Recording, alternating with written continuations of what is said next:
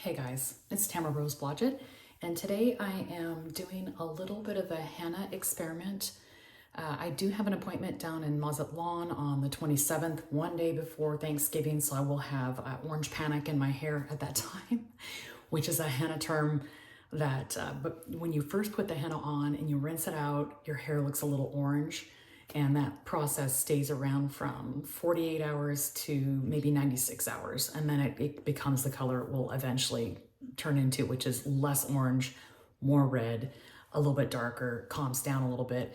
So I wanted to just do an experiment on my hair and just do a sample from underneath here. Full transparency, I haven't even combed my hair yet. And I'm gonna do that. And once I comb my hair with my wide tooth comb, it has specially tapered teeth so that it doesn't pull my hair. And I just did my hair last night with clarifying shampoo by Suave. And what that does is it takes off all the product. I use LA Looks as a gel, and I use Suave conditioner and shampoo, sulfate free and silicone free respectively, but there's still stuff on your hair, right? So you know that the henna won't do as well unless you use a clarifier. So I did, and I usually use one about once a month, and this is my natural hair pattern when I've gone to bed with my wet head and just didn't worry about it, which I used to do a lot when I was younger before I started doing the curly girl method. So this video is going to be about me taking a section of hair that's pretty inconspicuous from underneath and putting the henna on it and just seeing what color I get.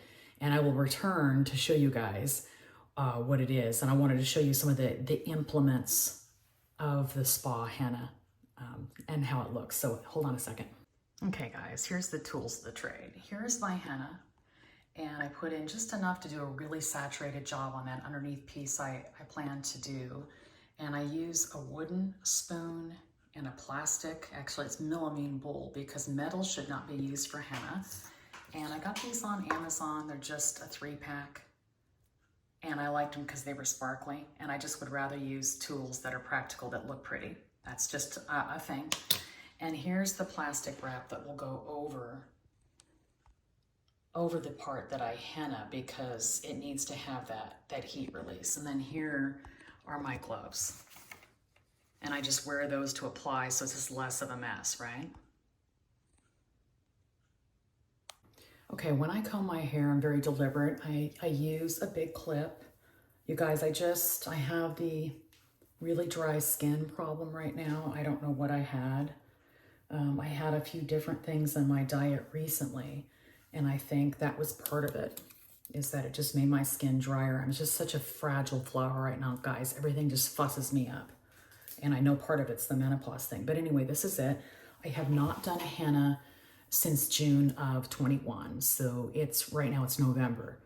So it's been almost 3.5 years. And so I don't have any henna that's left in my hair. As you can see, there is some natural variant in color. My natural hair color is like kind of a rich aging chestnut with about 20% gray. So you gals, I'm not really into covering my gray. I don't care about it. In fact, if I had had a really good amount, like 50% or more, I wouldn't even be doing a henna. I'd be like, yeah, I don't think I want that much copper by my face because that's what it'll be. Your white hairs, your blonde hairs, they will turn copper. Your gray hairs will turn copper. And then your black and brown hairs will be like, depending on how dark they are, black is obviously the darkest color and most saturated. And that pigment will kind of be like a wine or mahogany, and then the brown will be like an auburn. So you're going to have, like a wine variant of wine colors depending on how dark the brown hair is and how dark the black hair is, which is, fully saturated.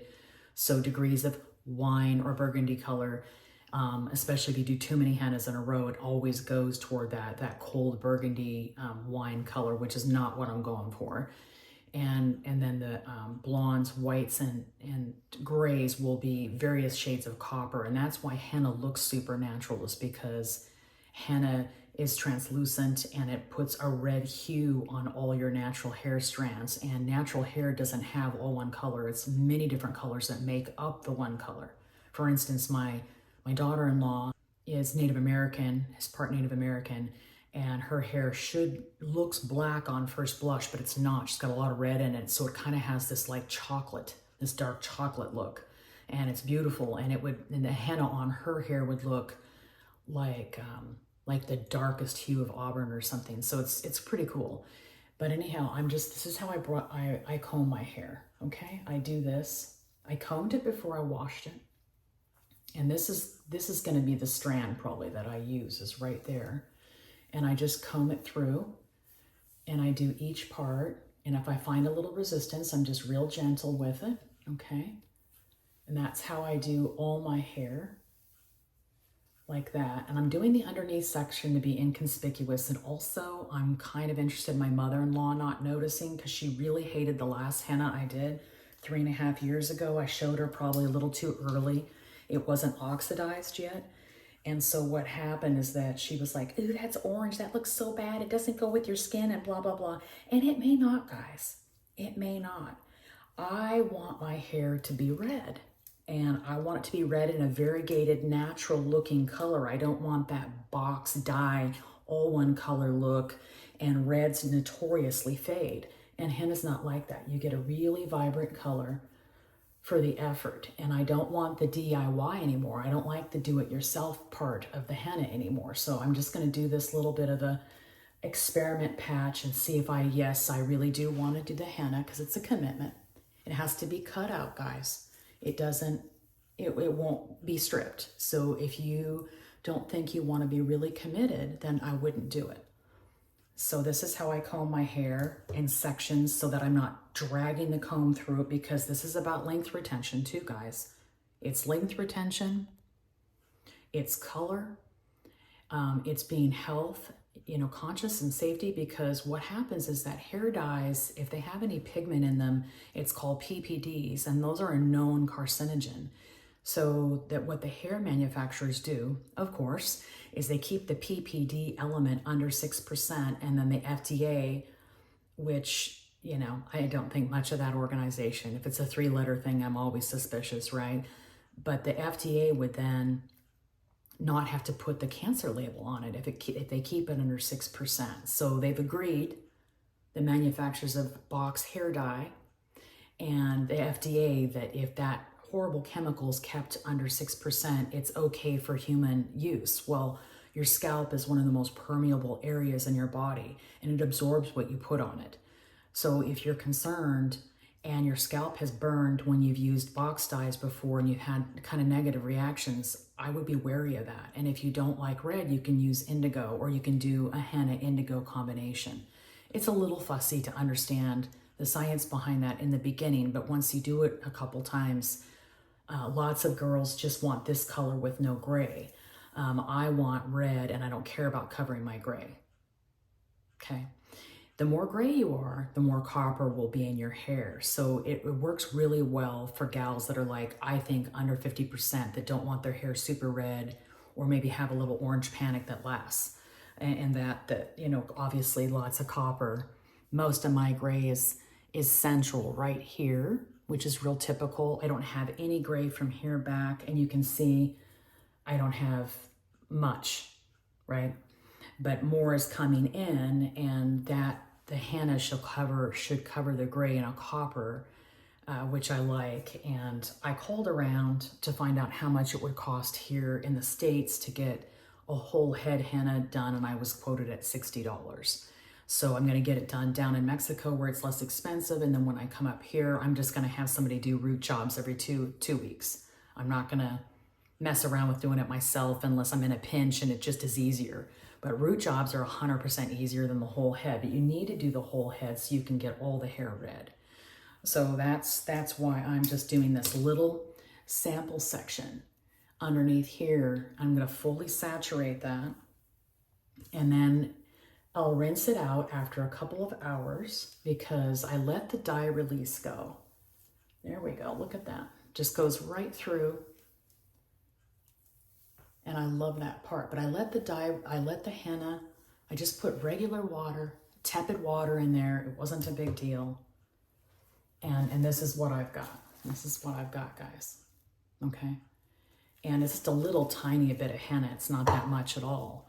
So that's what I have, and I will put my hair back up again with this, and then I will just concentrate on that one section underneath I was talking about. And I happen to have, if anybody knows about hair typing, my hair is basically 2C, which is super wavy without curl, and I have some 3A spirals in there too.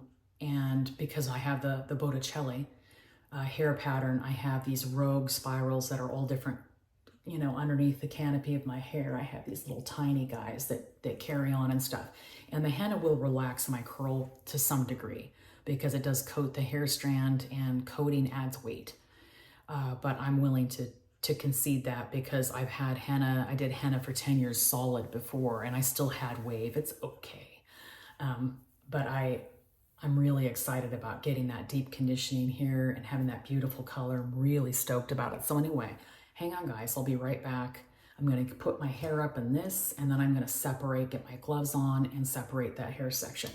And then I will have some video when I'm getting my hair done on the 27th in the salon, the whole head henna, and then you can see the whole henna head hair mask look.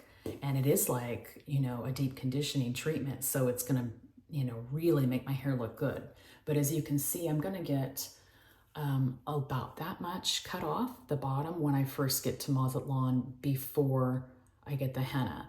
And maybe this little bit here is the end of the henna, but I see that a little bit of gray too, so I'm not sure about that because it never comes out. You have to cut it out. So anyway, I'll be right back, guys.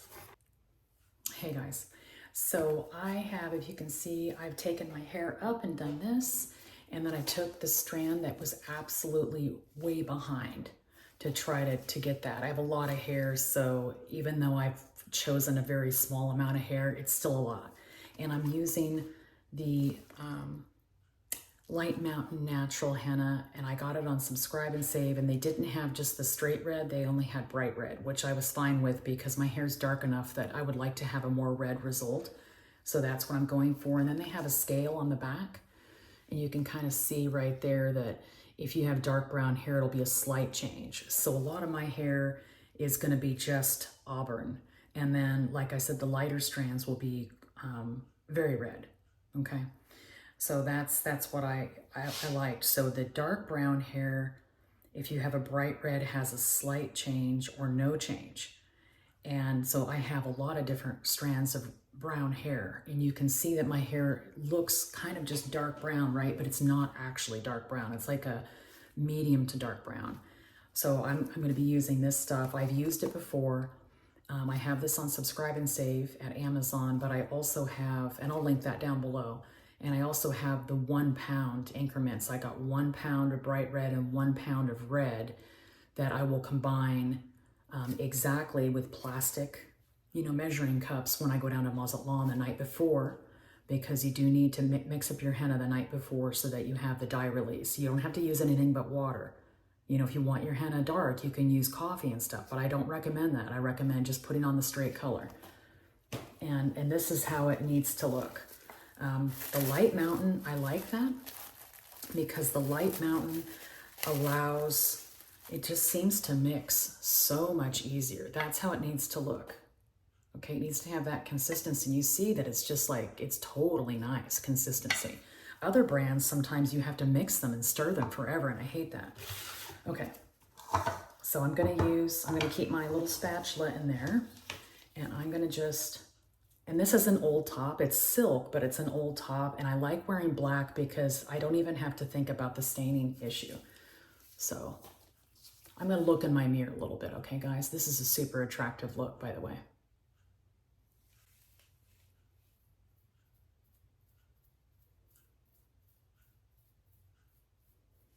This is applied almost exactly like a traditional box dye. It's just messier, okay?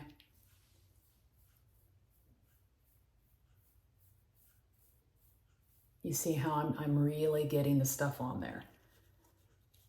It's a little bit laborious to do a whole head henna, so that I'm just doing this experimental piece to make absolutely sure I want to commit.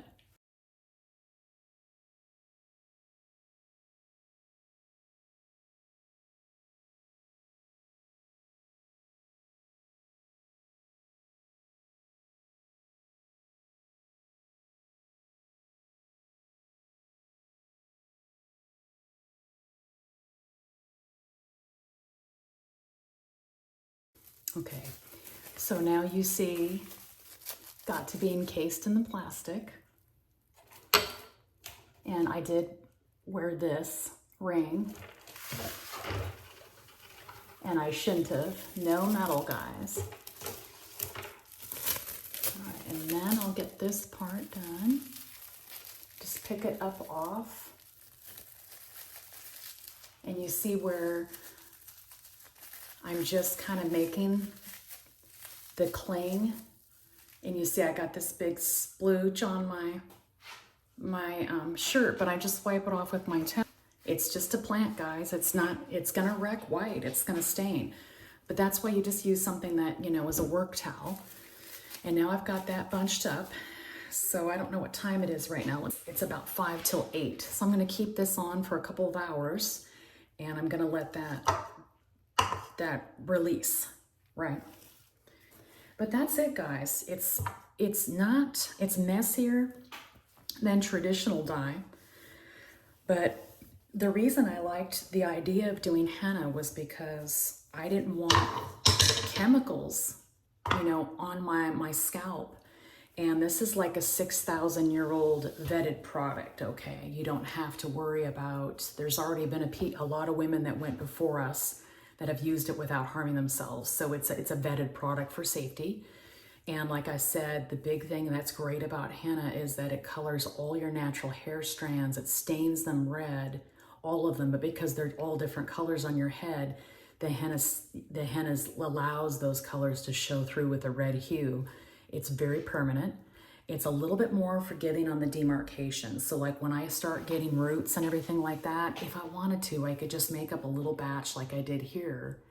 And I just go ahead and I saturate my natural part and just do a little touch up around the crown of my head if I think I'm gonna wear my hair down mainly.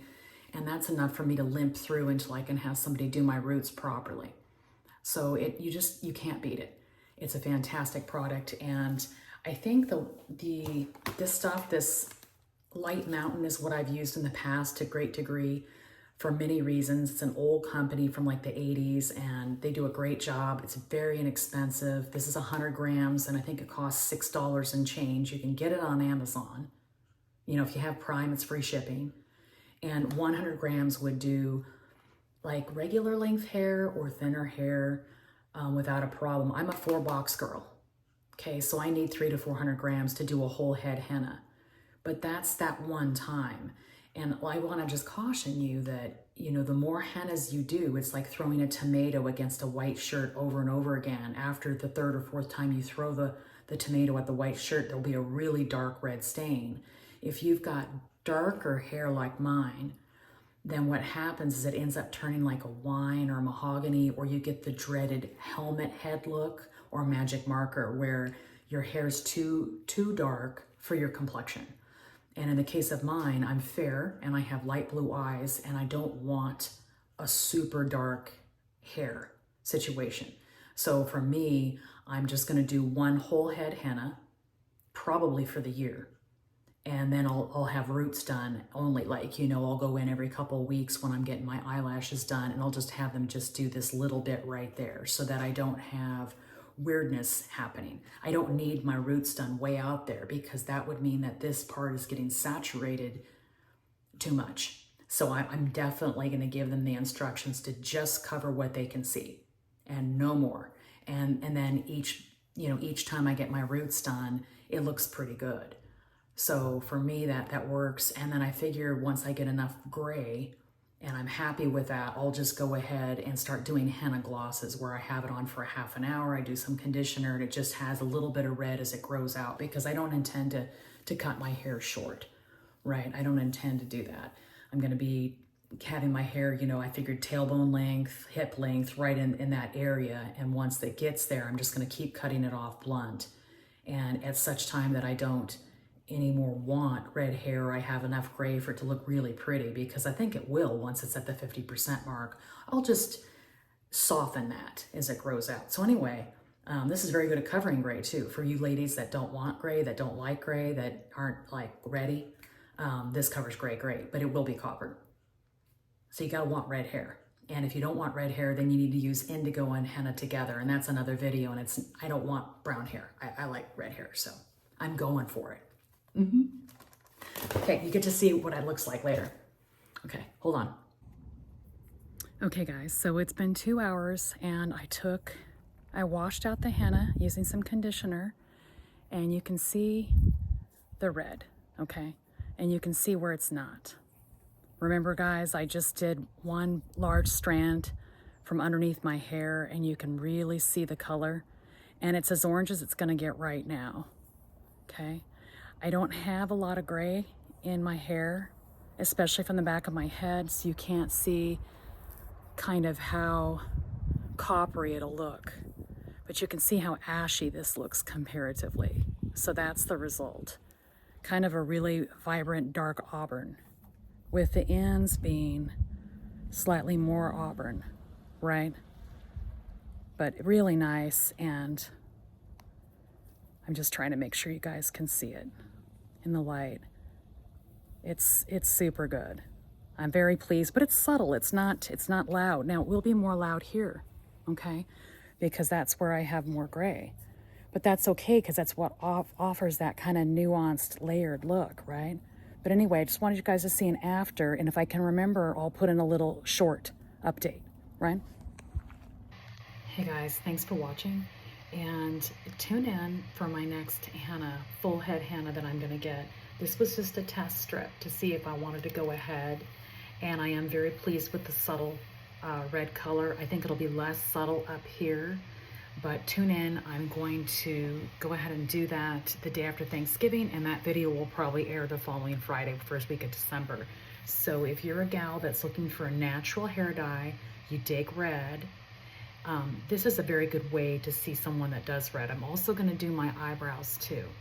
And that's just to lend itself to a little bit more of a tie-in as compared to my hennaed hair. I don't think it's a real striking contrast because my eyebrows are mainly like a medium brown anyway. So, yay. Thanks for watching. Please subscribe and like this video. Talk to you soon. Bye.